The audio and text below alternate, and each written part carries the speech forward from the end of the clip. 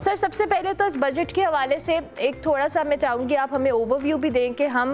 जो एक्सपेक्टेशंस रखे हुए हैं वो किस हद तक रियलिस्टिक हैं और इसके साथ साथ फिर हम मुख्तलिफ शोबों को टारगेट भी करते हैं इस हवाले से। जी बहुत शुक्रिया। जो शुरू जीडीपी से करते हैं कि जो जीडीपी ग्रोथ की एक्सपेक्टेशन है अगर हम उसको कंपेयर करें जो जितनी हुई है तो उससे जैसे आपने ख़ुद अभी बताया था कि वो एक तो बजटेड क्या है, क्या हमने टारगेट किया था और क्या हमने अचीव किया, तो उसमें फ़र्क है। वजह उसकी ये है कि मईशत में थोड़ी सी सुस्ती थी, हालांकि इंटरेस्ट रेट को कम किया गया था, लेकिन जब आप इंटरेस्ट रेट कम करना सिर्फ ना काफ़ी होता है, आपने पॉलिसीज़ भी ऐसी बनानी होती हैं कि जो उसको सपोर्ट दे। अगर हम देखें तो जो सबसे ज़्यादा हमें जो एक उम्मीद थी और रहनी चाहिए वो है लार्ज स्केल मैन्युफैक्चरिंग, और उसके बाद फिर हमें एग्रीकल्चर, और आखिर में मैं सर्विसेज को इसलिए रखते हैं क्योंकि सर्विसेज वैसे ही खुद ही ग्रो कर रही है। बजट में भी हम यही देखेंगे कि आपको लार्ज स्केल मैन्युफैक्चरिंग का तवज्जो नज़र आएगी और आपको सर्विसेज पे नज़र आएगी तवज्जो, एग्रीकल्चर पे भी होगी, लेकिन ये है कि क्योंकि एग्रीकल्चर खुद ही एक चीज़ चल रही होती है तो उसमें ज़्यादा चेंजेस नहीं लाने की ज़रूरत होती। अलबत्ता ये ज़रूर है कि जो टैक्स जो नया लग रहा है उस पे एग्रीकल्चर पे उससे काफ़ी फ़र्क पड़ा है, जो हमने शायद पिछली गुफ्तगू में भी हमने इस पॉइंट को टच किया था। जो बुनियादी बात ये है कि इस वक्त जो अगर हम इसको समराइज़ करें तो जो हुकूमत है उसके पास थोड़ी सी फिस्कल स्पेस ज़रूर आई है, लेकिन अभी जो प्रेशर्स आते हैं वो 3 खर्चों से आते हैं। नंबर 1 वो है कर्ज़े, प्रिंसिपल रीपेमेंट और सूद। नंबर 2 मिलिट्री के जो एक्सपेंडिचर्स हैं डिफेंस के, और नंबर 3 जो है पीएसटीपी के। बाकी चीज़ें हम बाद में डिस्कस कर सकते हैं जी। ये जो 3 खर्चे हैं, और बिलखसूस जो पहला वाला खर्चा है वो है सूद, कर्जा और सूद की जो प्रिंसिपल रीपेमेंट है, इसमें सबसे ज़्यादा पाकिस्तान के पैसे इस तरफ बजट हो रहे हैं। तो जब वो बजट होता है तो फिर मिलिट्री एक्सपेंडिचर तो उसके सामने कुछ भी नहीं लगता, हालांकि मिलिट्री का आपको भी साफ नज़र आ रहा है कि वो पैसे ठीक जगह पे गए थे। बिल्कुल। जब हम उसको मज़ीद उसमें डेप्थ में जाते हैं तो मैं जिस उम्मीद से बैठा हूँ वो ये है, मैं एक चीज़ पे बिलखसूस फोकस करना चाहूँगा बजट के हवाले से, कि जब बजट आता है तो हम अपने कर्ज़े को कैसे मैनेज करेंगे, और बिलखसूस जो डोमेस्टिक डेट है जो तकरीबन 60-65% है पूरे हमारे कर्ज़े का, तो उसको हम कैसे हैंडल करेंगे। अब आप बजट में तो ठीक है चलें वो एक एलोकेशन होती है, बट उससे आपको एक स्ट्रेटजी भी नज़र आ जाती है कि एक साल के अंदर क्या करने जा रहे हैं। अच्छा फ़हीम सरदार साहब, मैंने जिस तरह से अभी बात भी की और आपने भी उस पर बड़े अच्छे तरीके से कि हमने जो टारगेट सेट किए थे अनफॉर्चुनेटली हम उससे थोड़ा पीछे हैं, और इसमें आपने ख़ुद भी कहा कि इकॉनमी के ऊपर प्रेशर था, थोड़ी सुस्त रवि का शिकार थी, but at the same time मैं एक पॉइंट प्लानिंग और पॉलिसी मेकिंग के हवाले से ज़रूर रेस करूँगी कि हमारी जो प्लानिंग है it is always been very short term planning. हम वक्ती तौर पर रिलीफ देने के लिए यहाँ से कम करके वहाँ पे एडजस्ट करना, कर्ज़ों के हवाले से बात करना, हम कुछ ना कुछ करते हैं। और आप एज एन इकोनॉमिस्ट मुझे बेहतर तौर पे बता सकते हैं ये जो लॉन्ग टर्म प्लानिंग है, ये इस हुकूमत हो या माजी में जितनी भी हुकूमतें गुजरी हैं, किसी की प्रायोरिटी नहीं रही, सब ने हमेशा शॉर्ट टर्म गोल्स को अचीव करने की कोशिश की है, और इसका इम्पैक्ट ये है कि आज हम कर्ज़ों में डूबे हुए हैं और हमारे जो दीगर मामलात हैं हम उसमें रिफॉर्म्स की तरफ नहीं जा रहे। अच्छा, इसमें 3-4 बातें हैं। पहली बात ये, आपने जो लॉन्ग टर्म प्लानिंग और शॉर्ट टर्म मेजर्स की बात की, उसमें देखें लॉन्ग टर्म प्लानिंग असल में थोड़ा सा अगर पीछे हट के देखें तो Pakistan actually long term planning में बहुत अच्छा है, लेकिन हम उसमें मसला ये आता है कि हम उस प्लान को थोड़ा बदल देते हैं। अगर एक हमने प्लान किया कि हमने अलिफ से बे पे जाना है तो वो हम फिर अलिफ से बे पे जाएँ, अलिफ से पे ना पहले जाएँ, पहले बे पे जाएँ फिर पे जाएँ। तो इतनी सिंपल सी एक चीज़ होती है कि अगर पॉलिसी एक बनाई गई है, क्योंकि आपने दूसरी दफ़ा पॉलिसी का जिक्र किया है कि जब पॉलिसी बनी हुई है तो उसमें कैलिब्रेशन आ सकती है, उसमें चेंज नहीं आ सकता। हम चेंज कर देते हैं हर दूसरे तीसरे साल, तो उसमें काफ़ी मसला आ जाता है। जो मईशत का ये होता है कि अगर जहाँ मोमेंटम एक दफ़ा टूट जाए तो आप सिफर पे नहीं आते। मैंने पहले भी आपसे शायद शेयर किया था कि आप माइनस से शुरू होते हैं, माइनस से सिफर पे आते हैं, सिफर पे फिर आपको डबल कमाना पड़ता है जो आपका पहले नुकसान हो चुका है। क्या जो पॉलिसी होती है, क्योंकि मेरा पॉलिसी से भी ताल्लुक़ रहा है हुकूमत के साथ, देखें पॉलिसी ऐसी बननी चाहिए जो प्रैक्टिकल हो, लेकिन उसको लॉन्ग टर्म ले जाने के लिए फिर उसको लॉन्ग टर्म रखना होता है। उसके अंदर कैलिब्रेशन, छोटी छोटी एडजस्टमेंट्स का प्रॉब्लम नहीं है, वो बिल्कुल ठीक है। جہاں پالیسی چینج ہونی شروع ہو جاتی ہے کہ پہلے آپ لیفٹ جا رہے تھے تو پھر اب آپ نے رائٹ جانا ہے، تو اس میں پھر ایک بہت بڑا مسئلہ آتا ہے۔ اگر ہم سولر کی طرف جا رہے تھے جو بہت اچھی خوشائن بات تھی، تو پھر کیپیسٹی پیمنٹس کا بھی تو ساتھ ساتھ سوچنا تھا نا کہ بھائی آئی پی پیز کی کیپیسٹی پیمنٹس بھی تو آپ نے دینی ہے۔ اب اس طرح تو نہیں ہو سکتا کہ آپ صرف ایک طرف چلیں اور دوسری چیز کو آپ کو حساب نہ رکھنا پڑے۔ تو یہ میں صرف یہ کہہ رہا ہوں کہ دیکھیں کیونکہ وہ ہمارا بہت بڑا خرچہ ہے، سبسڈیز ہم دے رہے ہیں، ہم پیمنٹس کر رہے ہیں۔ مختصر میں واپس آتا ہوں جو آپ نے اوریجنل بات کی تھی کہ دیکھیں جو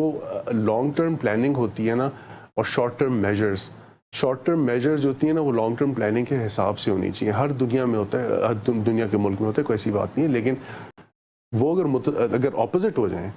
تو وہاں پہ مسئلہ شروع ہو جاتا ہے۔ تو بات صرف یہ کہ اگر الف سے بے پہ جانا ہے تو پہلے بے پہ پہنچیں، پھر پے کا پلان کریں۔ اگر پہنچتے پہنچتے ہم کچھ اور سوچیں کہ نہیں اب ہم نے ریورس میں جانا ہے تو پھر ایک کافی مسئلہ ہو جاتا ہے۔ پاکستان کو فسکل سپیس ملی ہے اور ہم نے اس کا فائدہ اٹھانا ہے اور I'm sure حکومت اٹھائے گی، لیکن یہ ضرور ہے کہ پالیسیز کو ریوزٹ کرنا ہوتا ہے، اسی لیے لارج اسکیل مینوفیکچرنگ میں آپ کی گروتھ نہیں آ رہی اس طرح سے۔ آپ نے میں جو آپ کی بات سے کہ ہمیں کنسسٹنٹ رہنا ہے اپنے ایک پلان کے اوپر، ہمیں اپنا ڈسٹریکٹ نہیں ہونا so that we can achieve our long term plans. اچھا فہیم سردار صاحب، جس سے ابھی آپ نے تنخواہ دار طبقے کے حوالے سے بھی میں چاہوں گی ضرور بات کریں، بیکاز بہت سارے لوگوں کا انٹرسٹ ہوتا ہے جب بھی کوئی بجٹ آ رہا ہوتا ہے تو جو سیلری کلاس ہے وی آل نو کہ سب سے زیادہ ٹیکس پیئر وہی ہے، اور پھر وہ ٹیکسز کو لے کر اور اپنی سیلریز کو لے کر دے are but concerned about it. So اس حوالے سے آپ کیا سمجھتے ہیں کہ موجودہ مہنگائی کا جو تناظر ہم دیکھ رہے ہیں اس میں جو سیلری کلاس ہے، چاہے وہ ٹیکسیشن کے حوالے سے ہے یا ریلیف کے حوالے سے ہے، can we expect something good? We can اس میں، لیکن we have to be realistic as well, کیونکہ حکومت کا جو سب سے بڑا پریشر اس وقت ہے کہ جو ڈائریکٹ ٹیکسیشن کا جو ایک اپنے جو کہتے ہیں نا you have painted your self into a corner, تو وہ ایک ڈیلیما ہے۔ ایف پی آر اور جو ریجنل جو ہمارے بورڈز آف ریونیو ہیں ان کو اوبیسلی مل بیٹھ کے ایک سلوشن نکالنی ہے جس میں ٹیکسیشن پھیلے۔ یہ کوئی میں بالکل کوئی نئی بات نہیں کر رہا، یہ شاید پچھلے جب سے میرے کریئر اپنا شروع کیا میں تب سے یہ سن رہا ہوں کہ ٹیکسیشن نیٹ کو پھیلانا ہے، تو وہ کوئی نئی بات نہیں ہے۔ لیکن جب مشکل سے 5 ملین رجسٹرڈ لوگ ہیں لیٹس سے، اور اس میں سے ایکچوئل ٹیکس پیئرز 1.3 ملین ہیں، تو وہ پورا ملک 1.3 ملین پہ تو نہیں جیت سکتا۔ پھر اس سے ایک اور انڈیکیشن آپ کو ملتی ہے کہ اگر 1.3 پہ اتنی ٹیکس کلیکشن ہو رہی ہے تو اگر ان کا ٹیکس ریٹ تھوڑا سا کم کر کے اگر آپ اپنے ٹیکس پیئرز کو کوئی 10 گنا بڑھا دیں، جو کوئی اتنی بڑی بات نہیں ہے، تو آپ امیجن کریں کتنا ٹیکس ہم اکٹھا کر سکتے ہیں۔ لیکن اگر ٹیکس اکٹھا کیے پھر اس کا دوسرا پہلو آتا ہے خرچوں کو ہم نے کم کرنا ہے۔ جو ابھی میں نے آپ سے تھوڑی دیر پہلے کہا تھا کہ جو قرضوں کا جو خرچہ ہے یہ پاکستان کے لیے کافی بھاری ہو گیا ہے، اور خاص طور پہ جو ڈومیسٹک ڈیٹ ہے، تو ہم مطلب کہ یہ بیلنس طریقے سے لے کے چلنا ہوتا ہے چیزوں کو۔ اس طرح نہیں ہے کہ صرف ایک پوائنٹ کو لے کے انسان آگے چل پڑے، آپ کو ہر چیز کو اس کی کازموس میں دیکھنا ہوتا ہے۔ اچھا فہیم صاحب، جیسے آپ نے کہا کہ ہمیں ہر چیز کو بیلنس کر کے چلنا ہے، ابھی ہم غریب آدمی کو جہاں پہ سبسڈی دے کر یا مختلف سکیمز کا اعلان کر کے، چاہے وہ بے نظیر انکم سپورٹ پروگرام ہے، کسانوں کے لیے کوئی ہے، پھر ہیلتھ کارڈ ہے، اس طرح کی چیزیں کرتے ہیں، do you think they have an impact? لیکن بہت سارے اکانومسٹ جن سے ہماری ڈسکشن بھی اٹھ کے دے سے کہ اس سے کہیں نہ کہیں جو کہ ایک برڈن میں اضافہ بھی ہو رہا ہے، اور اس کا جو امپیکٹ وی ایکسپیکٹ کہ بہت اچھا ہوگا یا بہت زیادہ ہیلپ فل ہوگا، اس طرح سے نکلتا بھی نہیں ہے۔ Do you agree with that? Not entirely. اس کی وجہ یہ ہے کہ دیکھیں جب بھی کسی کو آپ دیتے ہیں پیسے تو آپ کو اس کو ایک بزنس کے ساتھ لنک کرنا ہوتا ہے، مائکرو بزنس کے ساتھ۔ پرو کی ایگزامپل ہے کہ پرو میں وہ اس طرح کرتے تھے کہ جب وہ اس طرح ہینڈ آؤٹس دیتے تھے تو وہ کہتے تھے کہ یہ کس تجارت میں لگاؤ گے، تجارت لاؤ ہمارے پاس، آئیڈیا کیا ہے، تو اس میں حکومت مدد کرے گی۔ تو انہوں نے چھوٹی چھوٹی جو کاٹیج انڈسٹری جو ہے نا اس کو بلڈ کرنے کی ضرورت ہوتی ہے۔ اب یہ ایک اچھا نظام ہے، اس میں ٹھیک ہے پرابلمز ہوں گی، لیکن یہ کہ وہ ایک بڑا اچھا نظام ہے کہ جو آپ ایک سوشل شیلٹر دیتے ہیں، سوشل ایک سپورٹ دیتے ہیں لوگوں کو جو تھوڑے سے ونربل ہوتے ہیں۔ لیکن بات یہ ہے کہ جن کو ہینڈ آؤٹس مل رہے ہیں بے شک ہینڈ آؤٹس تھوڑے بڑھا دیں، لیکن ساتھ اس کا ایک معاشی چکرے کے ساتھ تعلق ہونا چاہیے کہ تاکہ ہر گھر کے اندر ایک کاٹیج انڈسٹری ہو۔ آپ کو میں شاہجہاں کے وقت میں لے کے جاتا ہوں۔ شاہجہاں کے وقت میں جب ہم یہ زمین جو دنیا کی 25 سے 27% GDP تھی, جو امریکہ کی GDP سے زیادہ ہے, وہاں پہ کاٹیج انڈسٹری تھی. ہر شہر کے اندر اپنی ایک معیشت ہوتی تھی. بات صرف یہ نہیں تھی کہ مطلب کہ میگا بزنسز کی, بات تھی چھوٹے چھوٹے بزنسز کی جو بلڈ اپ کرتے تھے دوسرے اکانومی کے بڑے سٹرکچرز کو. اس وقت میں آپ کو ایک لائیو ایگزامپل دے دیتا ہوں 2 ملکوں کی, جاپان اور جرمنی. دونوں کی ہم تو صرف بڑے بڑے نام ان کے جانتے ہیں نا, وہ اصل میں کاٹیج انڈسٹری پہ چل رہا ہے,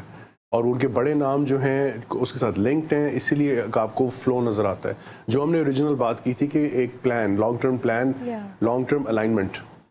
وہ دیٹ از دا کی. اچھا فہیم صاحب, جیسے آپ نے کہا کہ ہماری انڈسٹری, ہمیں جو اکانومی کی اسٹیبلٹی کے لیے وی نیڈ ٹو آپ نے جو بھی ان کسان اسکیموں کا یا بے نظیر انکم سپورٹ, لیکن اس کو ایک سسٹم کے ساتھ ایسوسیٹ کرنا ہے, ایک معاشی دھارے کے اندر لانا ہے, تبھی we can expect results. Do you think کہ جو اس وقت پروگرامز یہاں پہ کام کر رہے ہیں, ہم لوگوں کو معاشی طور پر انڈیپینڈنٹ کرنے میں بھی کہیں نہ کہیں ان پروگرامز کا رول ہے, یا نہیں